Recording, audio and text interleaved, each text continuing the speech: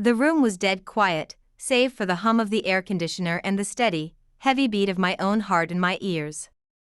My sister-in-law was still holding her hand up in the air, her knuckles red, looking at me like she had just performed an act of public service.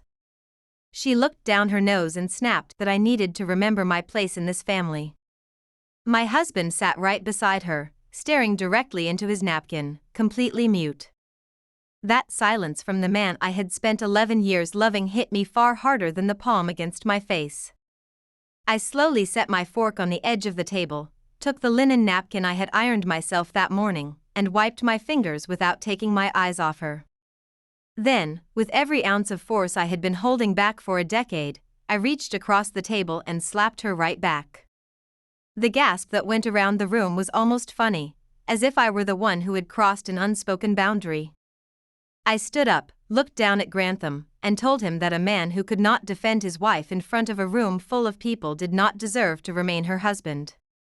I took Beatrix by her left hand, grabbed Callahan by his right, and walked out of the house I had bought, wearing the dress I had chosen for our anniversary.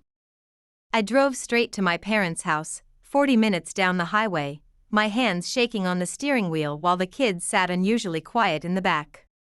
My mother opened the front door before I could even ring the bell, taking one look at my face and pulling me inside without asking a single question.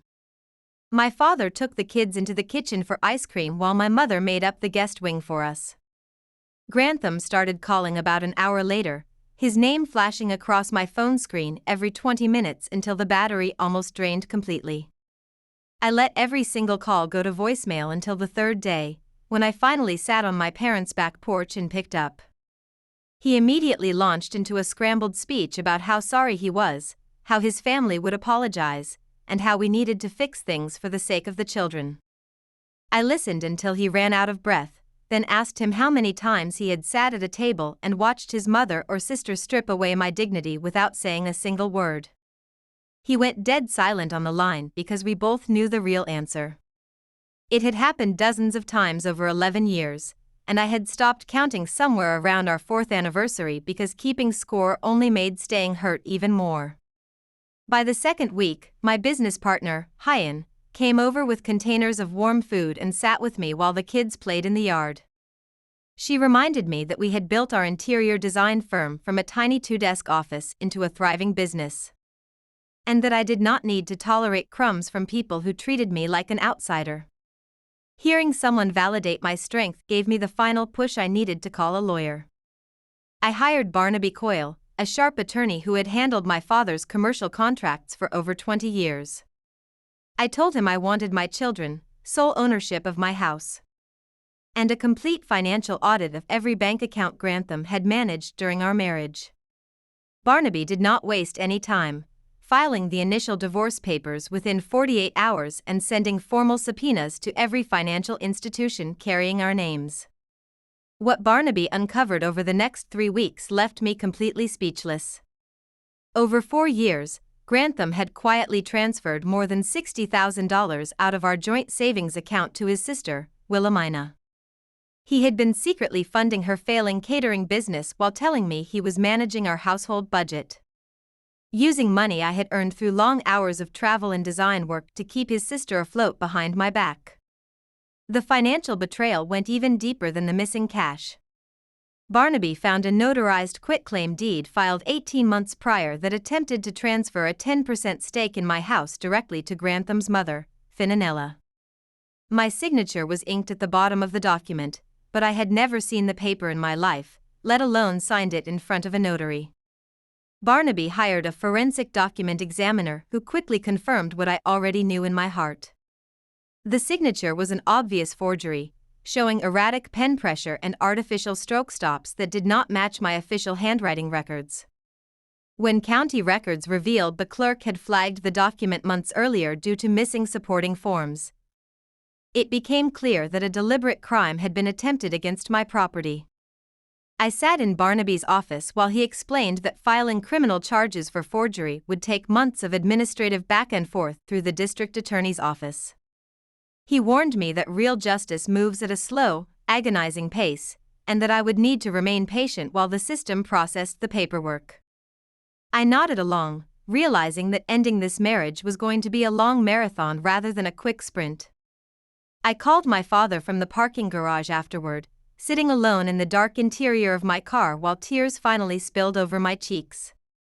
He listened to every detail without interrupting, then told me that I had earned every brick of that house and that no one was going to take it away from me.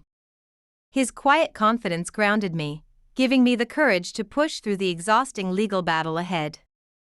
A few days later, Barnaby uncovered another layer of history that proved this was not an isolated mistake by Finanella.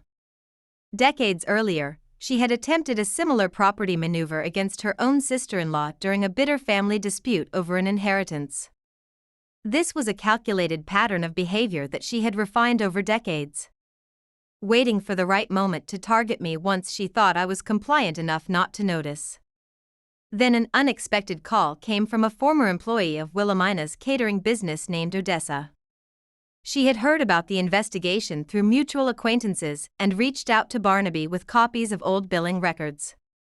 Odessa revealed that Wilhelmina routinely inflated invoices for family events, including my own anniversary dinner, so she could pocket extra cash directly from the funds I provided. Over the next 2 years, the legal system slowly dismantled everything Grantham and his family had built on lies. The district attorney opened a formal file on the forged property transfer, using the county clerk's initial red flags and the handwriting analysis as primary evidence. Grantham tried to claim he knew nothing about the forged signature, but his credibility was already completely shattered in the eyes of the court. During the custody hearings, Barnaby presented calendar records and travel logs proving that I had handled every medical appointment, school conference, and daily routine for Beatrix and Callahan. Grantham had consistently deferred all parenting decisions to his mother, showing a complete lack of independent authority.